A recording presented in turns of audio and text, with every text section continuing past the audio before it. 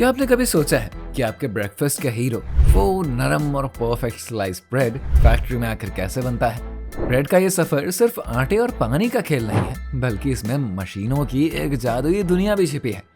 बड़ी बड़ी मिक्सिंग मशीनें जो कि आटे को इतनी तेजी से गूंथती है ना कि आपको देख कर तो बस पसीना ही आ जाए। उसके बाद आता है प्रोफेशनल रोलिंग स्टेज, जहां पर आटा ऐसे आकार लेता है जैसे कि वो रैंप पर वॉक कर रहा हो। और हाँ, ब्रेड के फेमस गोल्डन ब्राउन कलर का राज है एक बड़ी गर्म और शानदार अवन, जो कि इसे स्वाद की ऊंचाई तक पहुंचा देती है। लेकिन मजेदार बात तो यह है कि इन फैक्ट्री प्रोसेस में हर स्लाइस इतना परफेक्टली तैयार होता है ना, जैसे कि ब्रेड खुद अपनी फोटोशूट के लिए तैयार हो रहा हो। तो चलिए इस टेस्टी सफर पर हम झांकते हैं और जानते हैं फैक्ट्री में ब्रेड का बनने का पूरा प्रोसेस। दोस्तों, ब्रेड बनाने के लिए सबसे जरूरी चीज है रॉ मटेरियल, यानी कि गेहूं। आजकल ब्रेड कई तरीके के बनने लगे हैं, लेकिन चाहे ब्राउन हो या व्हाइट हो, गेहूं तो भाई चाहिए ही।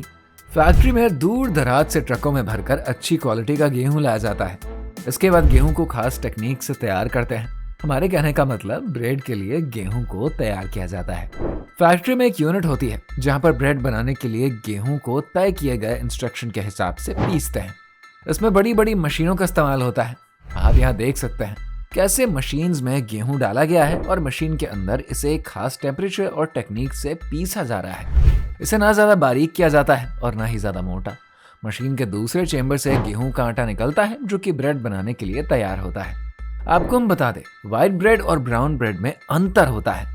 व्हाइट ब्रेड मैदे से बनी होती है, जबकि ब्राउन ब्रेड को बनाते वक्त गेहूं के आटे से उसके चोकर को छलनी से छानकर अलग नहीं किया जाता है, ताकि इस ब्रेड में गेहूं का छिलका भी इन्वॉल्व रहे, जिसमें कि फाइबर मौजूद होता है। जब आटे को तैयार कर लिया जाता है, तब इसे फैक्ट्री की दूसरी यूनिट में भेज दिया जाता है, जहां पर आटे की मिक्सिंग प्रोसेस करी जाती है।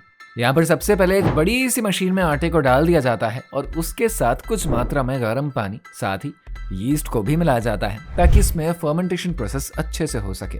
ब्रेड की सॉफ्टनेस और स्पॉन्जी टेक्सचर का असली राज तो फर्मेंटेशन प्रोसेस ही है। जब आटे में यीस्ट मिलाया जाता है तो उसे कुछ देर तक छोड़ दिया जाता है, ताकि फर्मेंटेशन अच्छे से हो सके। इस दौरान यीस्ट आटे में गैस रिड्यूस करता है, जिससे कि ब्रेड हल्की और मुलायम बनती है। फर्मेंटेशन पूरा होने के बाद इसमें नमक और शक्कर भी मिला दिया जाता है, जिससे कि इसका स्वाद बिल्कुल परफेक्ट बन सके। अब बारी आती है मिक्सिंग की। बड़े बड़े मिक्सिंग मशीन्स में आटे को लंबे समय तक मिक्स कर दिया जाता है, ताकि ये पूरी तरीके से तैयार हो सके। जब आटा सही तरीके से मिक्स हो जाता है, तब मशीन के दूसरे हिस्से से ये गुथा हुआ आटा बाहर निकलता है। इस वक्त इसे देखकर लगेगा जैसे किसी बड़े से दावत के लिए तैयार किया जा रहा है। इतना सारा आटा देखकर मजा तो भाई आ ही जाता है, पर अभी और भी आटा गुथा जाएगा। इसके बाद ये गुथा हुआ आटा एक बड़े से कंटेनर में इकट्ठा किया जाता है और फिर इसे डो मेकिंग मशीन में भेज दिया जाता है। यहाँ पर मशीन इस आटे से एकदम गोल और सटीक वजन के डो तैयार करती है ना? बिल्कुल कमाल की तकनीक। जैसे ये डो मशीन से निकलते हैं ना, उन पर तुरंत सूखा आटा छिड़का जाता है। ऐसा इसलिए किया जाता है ताकि ये डो कन्वेयर बेल्ट पर चिपक न जाए। जैसे ही डो आगे बढ़ता है, इसे चेक करने के लिए एक खास मशीन लगी होती है। ये मशीन वजन और साइज का ध्यान रखती है। अगर किसी डो का वजन कम या शेप सही नहीं होता है, तो ये उसे तुरंत ही कन्वेयर बेल्ट से बाहर कर देती है। पर घबराइए मत, ये डो बेकार नहीं जाएगा। इसे या तो फिर से काट कर सही आकार में लाया जाएगा, या तो इसमें थोड़ा और आटा मिलाकर सही वजन दिया जाएगा।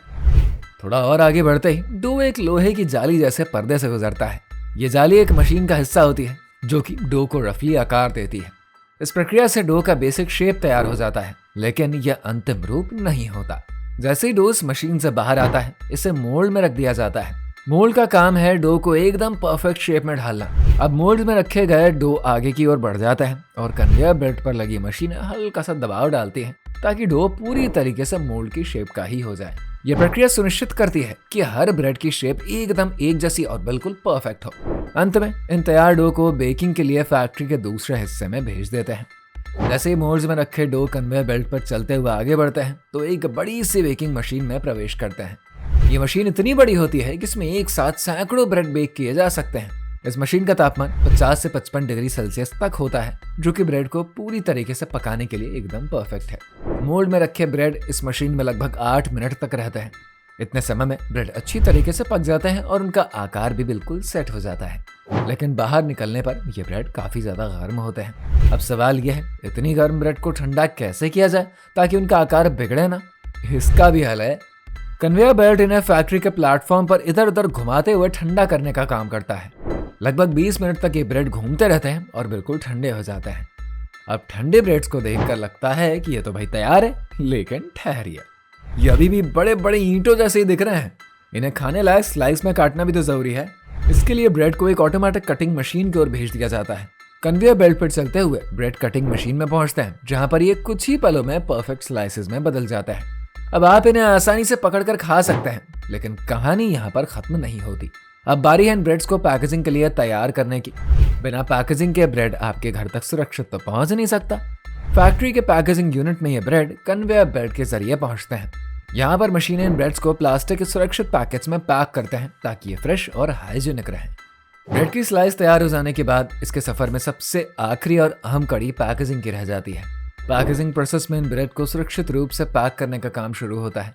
फैक्ट्री में लगी एक शानदार ऑटोमेटिक पैकेजिंग मशीन इन ब्रेड को सटीक तरीके से और तेजी से पैक कर देती है। फिर ये पूरी तरीके से पैक हो चुकी ब्रेड ट्रकों में लोड हो जाती है और सीधा मार्केट में ही पहुंचती है, जहां पर ये आपके घर के लिए रवाना हो जाती है।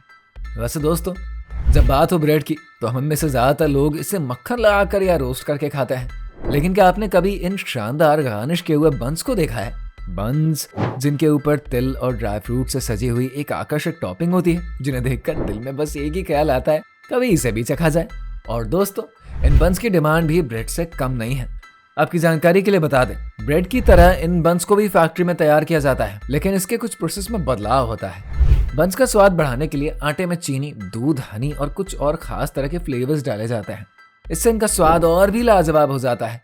फिर इन बंस को मोल्ड में भेजकर सही शेप दे दिया जाता है। यहाँ तक कि इन पर तिल, ड्राई फ्रूट्स जैसे टॉपिंग्स भी डाल दिए जाते हैं। अब आप सोच रहे होंगे कि ये सब गार्निशिंग कैसे होती है, तो आपको बता दें, जब बंस बेकिंग के लिए भेज दिए जाता है ना, तब एक खास मशीन इन पर तिल और दूसरी चीजें गार्निश करते हैं। इस प्रोसेस के बाद बेकिंग के दौरान ये सारी टॉपिंग्स बंस के साथ चिपक जाती हैं और एक शानदार सा लुक और लाजवाब स्वाद देती है। दोस्तों, मैं जानता हूँ कि जब भी आप इन बंस को खाते होंगे ना, तो पहले ऊपर की गार्निश को चट कर लेते होंगे, है ना? दरअसल इतना अट्रैक्टिव होता है ना कि इन्हें देखकर पहले खाने का ही मन कर जाता है, और जब सारी टॉपिंग्स खत्म हो जाती है तब हम बंस को एंजॉय करते हैं। ब्रेड के बारे में खास बात यह है कि इसमें भरपूर मात्रा में प्रोटीन, कार्बोहाइड्रेट और फाइबर पाया जाता है, जिसकी वजह से इसे हेल्दी फूड के तौर पर भी मान लेते हैं। यही वजह है कि इसे बहुत सारे लोग अपने डाइट में शामिल करते हैं। लेकिन क्या आप जानते हैं, ब्रेड में मौजूद कार्बोहाइड्रेट, प्रोटीन और ग्लूकोज की अधिक मात्रा कभी कभी वजन बढ़ने का कारण भी बन जाती है। खास करके यूरोपियन देशों में, जहाँ पर ब्रेड खाया जाता है, वहाँ के लोग अक्सर ओवरवेट और मोटे होते हैं। ये भी एक कारण हो सकता है ब्रेड का ज्यादा सेवन करने से। लेकिन इसका मतलब ये नहीं कि ब्रेड को पूरी तरीके से हटा ही दिया जाए। ब्रेड का सही सेवन फायदेमंद हो सकता है, खास करके अगर इसे सही मात्रा में खाएं। वहीं बंस में जो खास टेक्निक इस्तेमाल होती है ना, वो उसे और भी स्वादिष्ट और काफी आकर्षक बनाती है। इन बंस में फ्लेवर, गार्निशिंग और बेकिंग की अनोखी प्रक्रिया उन्हें बाकी ब्रेड से अलग बनाती है। वैसे आपको ब्रेड और बंस में से क्या खाना पसंद है? कमेंट करके जरूर बताइए। वीडियो पसंद आई हो तो लाइक और शेयर करिए, साथ ही चैनल को सब्सक्राइब करिए।